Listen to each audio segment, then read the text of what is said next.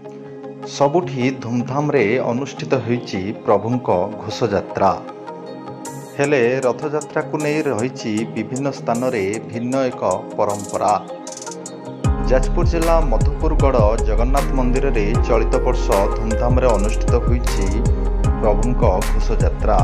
ए रथयात्रार विशेषत्व हेउची एठारे मधुपुरगढ़र राणी अपर्णा धीर नरेंद्र भरद्वाज एठारे प्रभुंक निकटरे पूजार्चना करिबा परे छेरा पहरा करिथांती एवं एई छेरा पहरा करिबा परे एठारे रथ माउसीमा मंदिर अभिमुखे यात्रा करिथाय। प्रथमे तीन ठाकुरंकु पहंडी विजे परे रथारूढ़ करा जाइथाय एवं रथरे प्रभु तीन ठाकुरंकु पूजार्चना करिबा परे मधुपुरगढ़र राणी प्रभुंक निकटरे करिथांती छेरा पहरा। कहीं वर्षठू एठारे रथयात्रा अनुष्ठित होई आसुची। एही रथयात्रा रे मधुपुरगढ़र राजा छेरा पहरा करिथांती।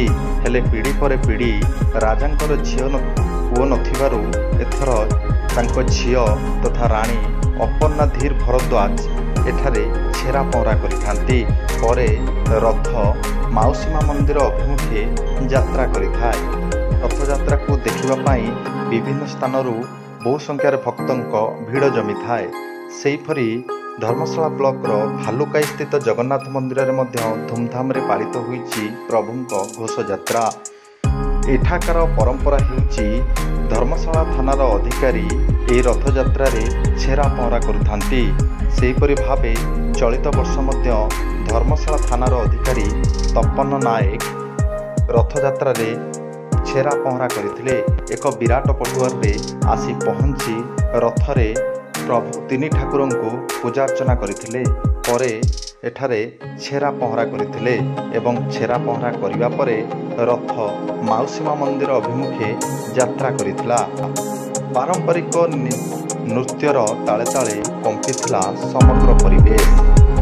पाखापाखि 10 वर्ष हेब एही परंपरा भालुकाई जगन्नाथ मंदिर रथयात्रा रे पालित होई आसुची। थाना रे जे अधिकारी रही थांती रथयात्रा रे से छेरा पहरा करिथांती। सेही परंपरा अनुसार चलित वर्ष मध्य से बेस धूमधाम रे पालित होईची प्रभुंक घोषयात्रा। गोटे पटे पुलिस प्रशासन रथयात्रार सुरक्षा और शांति श्रृंखलार समापन करिया पई चेष्टा जारी रखिथिया बेले अन्यपटे धर्मशाला थानार अधिकारी रथरे छेरा पहरा करिथांती। एही रथयात्रा देखिबा पई हजार हजार संख्यारे श्रद्धालुंक भीड़ देखा मिलिथाय एवं एठारे भक्त माने माउसीमा मंदिर धर्मशाला हाट स्थित माउसीमा मंदिर रथକୁ टाणी नहीं जाइथांती एवं एही यात्रा को शांति श्रृंखलार समापन करिया पई स्थानीय कमिटी और पुलिस प्रशासन पक्षरु व्यापक व्यवस्था हाथକୁ निया जाइथिला। सबुठी रथयात्रा धूमधाम रे अनुष्ठित होछि। हेले एभଳି भावरे विभिन्न स्थान रे बहु वर्ष धरी एही परंपरा अनुसार एबे मध्य सेही परंपरा को उज्जीवित रखिया पई रथयात्रा को धूमधाम रे पालन करा जाइछि।